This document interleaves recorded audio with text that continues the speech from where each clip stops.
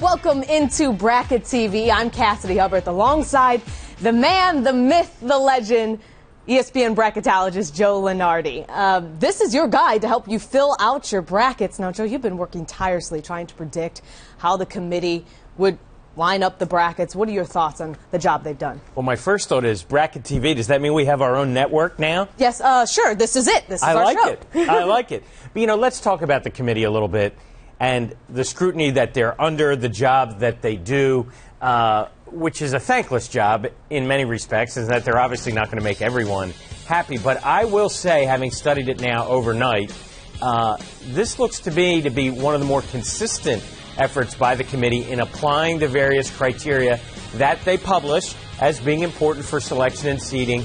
And I don't see many, if any, true outliers in the field. All right, well, let's get to the fun part and actually filling out the brackets and start at the top and look at the #1 seeds. Taking a look at the #1 seeds, Kentucky is the #1 overall, placed in the South. Syracuse is in the East. North Carolina is in the Midwest. Michigan State, their win over Ohio State in the Big Ten tourney final helped them out. They're actually the only one seed that won their conference tourney. Now, if we take a look at if all the favorites win, this is how the brackets would play out. Now, which team do you feel has the hardest route? I would have to go with Michigan State for the hardest route because of the travel and because the #2 seed they're with, Missouri, I think can give them a hard time if that were to be the Elite Eight game. Just Missouri's speed and perimeter offense is a challenge for anyone, and they just play a different kind of confounding style. Michigan State is deliberate in its own way, but I would like Missouri in that matchup head-to-head if it came to it. Also in that region is Marquette, which is also a tough route to get past. All right, well, what about which #1 seed has the easiest route to the Final Four? Sometimes it's not the easiest route, Cassie. Sometimes it's who's the best team. And to me, Kentucky has the easiest route to the Final Four because they're the best team in the tournament. Now, I know that there's a potential game against UConn in what would be a second-round matchup, and that's a rematch of a Final Four game a year ago. But Kentucky's playing its first 2 games in Louisville.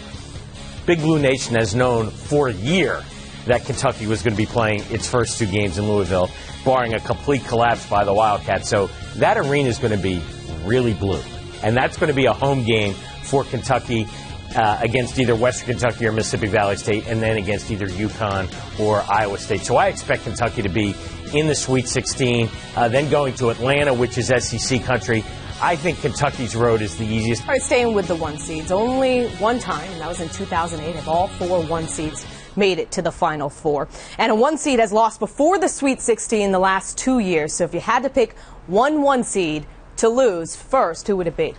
I'm going to take Syracuse as the first #1 seed to go out, and I know they're kind of under the radar a bit right now because of losing early in the Big East tournament and now getting what many perceive to be a difficult draw. I actually like their draw in the early rounds through Pittsburgh and then to Boston. But I think when you look at the possibility of playing either Vanderbilt or Wisconsin in the Sweet 16, those are both teams that could give Syracuse trouble for different reasons. Vanderbilt because of its outside shooting prowess against Syracuse's vaunted 2-3 zone. But I think just Wisconsin because they're able to slow the game down and take teams out of their comfort zone. It's been a very strange year for Wisconsin in that they've gotten their best wins away from home when typically they're very, very hard to beat in Madison. I kind of like Wisconsin as a sleeper in the East. That's an upset pick, huh? Neither Chris Joseph nor Scoop Jardine have made it past the Sweet 16 in their career, so very, very interesting. All right, let's move from the top to the middle of the pack here, the ever so popular 5v12 matchups. Now, 12 seeds have reached more Sweet 16s than 7 and 11 seeds, more than 8 and 9s combined, and 1 less than 10 seeds. So obviously the numbers back up upsets in this matchup, but the tricky part is actually identifying which matchups really are it. So let's take a look at this year's 5v12 matchups. And in the South, #5, Wichita State, everyone's sleeper mid-major early on against VCU, last year's Cinderella story. They went from the first 4 to the Final 4. In the East, #5 Vandy, first Southeastern Conference tournament title in more than 60 years, beating top-ranked Kentucky, taking on Harvard, who's in the tournament for the first time since 1946. In the Midwest, Temple, Been the best in the Atlantic 10 all season, taking on either Cal or South Florida. The Bulls, part of the last 4 teams in. In the West, New Mexico taking on Long Beach State. 49ers won the Big West tournament led by Casper Ware. So which teams do you see pulling off the upset this year? I think the most popular choice will be Long Beach State. Because the 49ers have played so well on the road this year at Kansas, at North Carolina, winning at Pitt, coming so close so often, losing a buzzer beater in overtime in the Bracket Busters to Creighton where no one wins. I think Long Beach State will be the popular pick, but I'm going to go on record as saying I don't think any of the 12s are winning this year simply because of the matchups involved. VCU will be a popular pick, of course, as well, having gone to the Final Four from the 12-hole last year. But the Wichita State team they're playing is the best mid-major in the tournament. Very interesting. The numbers don't back up that trend. So let's take a look at some of the recent 5v12 upsets. 7 12 seeds have beaten by 5 seeds in the last 4 years. Of those 12 seeds, 5 went on to advance to the Sweet 16. In 2009, 3 out of the 4 5v12 matchups, the 5 seed won. And 3 of the past 4 years, Vandy became the only team to be upset in the tournament's first round 3 times as a single-digit seed. They're looking to change that trend when they take on Harvard. Now, in keeping with upsets, aside from the 12 seeds, what other double-digit seeds do you see making a run? Well, I've got one that I really, really like in this year's bracket, and that would be North Carolina State. I think everybody saw on Saturday in the ACC semifinals against North Carolina just how competitive the Wolfpack can be. It's been a great turnaround for NC State under Mark Gottfried, his first year. I actually thought NC State would more likely be in one of the first 4 matchups in Dayton. It didn't come to that, but now they get some much-needed rest and perhaps a favorable draw through that Midwest bracket into the Sweet 16. I think if we're going to see a double-digit Sweet 16 team this year, the Wolfpack is your best bet. All right, well, now it's time to answer some questions from our Facebook page. Remember, you can submit your questions by going on to www.facebook.com/ESPN Homecourt. And our first question is from Logan B. Allred, and he asks, do you think that Duke has a legitimate shot at title number 5? You hate to rule out any team as good as Duke, finishing a game behind Carolina in the ACC standings and being a number 2 seed. Obviously, Cassidy, they have every opportunity to advance, but I don't think they're going to.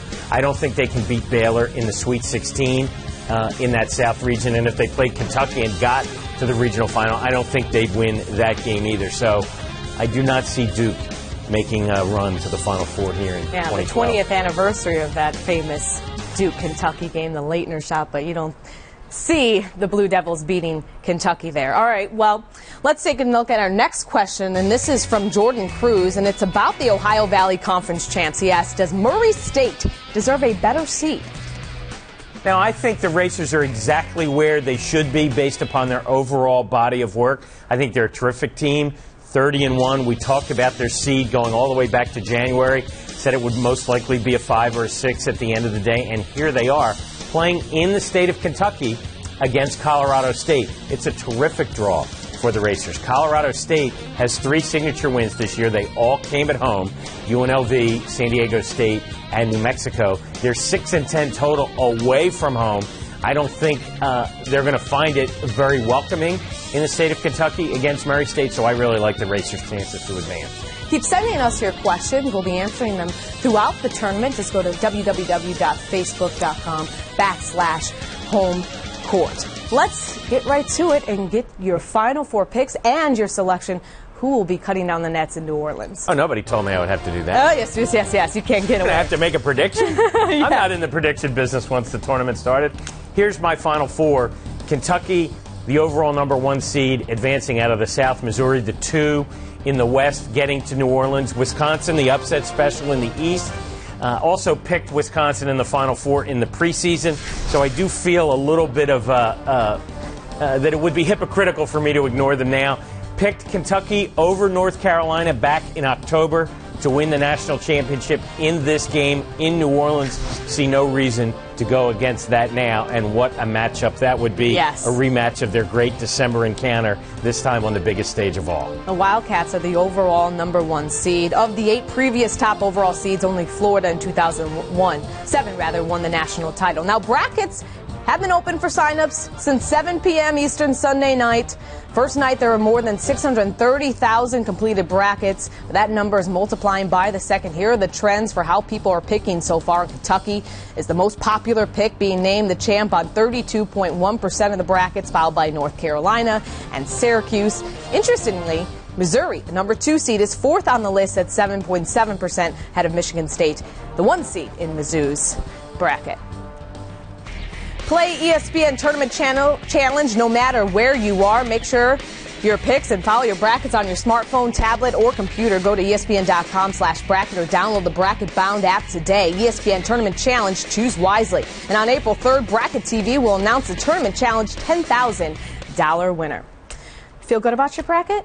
No, I never feel good about my bracket. I feel much better about the bracket on Selection Sunday morning vis-a-vis the committee, because then I know what I'm doing. Now, Cassidy, I'm no different than, my dog who picks all the teams with dog nicknames and teams with cats. Are you a one bracket kind of guy, or you fill out more? Oh, no, I'm definitely a one bracket guy. Oh, okay. All right. Well, I fill a 4 or 5 because... It's kind of like my dating career. All right. Yeah. Make sure to stay tuned to Bracket TV. We'll have, oh my goodness, we'll have episodes throughout the tournament. He's Joe Lunardi. I'm Cassidy Hubbard. See you next time.